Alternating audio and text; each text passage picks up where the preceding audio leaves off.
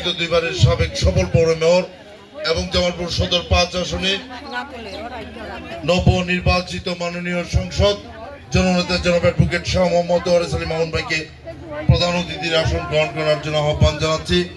আসন গ্রহণ করার জন্য আহ্বান জানাচ্ছি জাতীয়তাবাদী দল জামালপুর শহর শাখার বিপ্লবী সভাপতি, ফ্যাসিবাদ বিরোধী আন্দোলনে রাজপথ থেকে গ্রেপ্তারের দীর্ঘ 6 মাস যিনি কারাগারে অন্তরীণ ছিলেন, আমাদের সকলের প্রিয় জনাব লিয়াকত আলী ভাইকে আসন গ্রহণ করার জন্য আহ্বান জানাচ্ছি।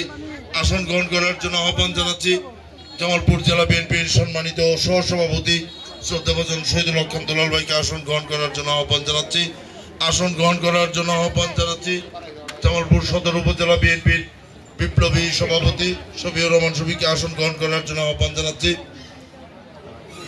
আসন গ্রহণ করার জন্য আহ্বান জানাচ্ছি জাতীয়তাবাদী দল জামালপুর জেলা শাখার সংগ্রামী যুগ্ম সাধারণ সম্পাদক সাজ্জাদ হোসেন পল্টনকে আসন গ্রহণ করার জন্য আহ্বান জানাচ্ছি জামালপুর জেলা বিএনপির যুগ্ম সাধারণ সম্পাদক সাবেক যুব নেতা খন্দকার মুস্তাফিজুর রহমান আনোয়ার ভাইকে আসন গ্রহণ করার জন্য আহ্বান জানাচ্ছি।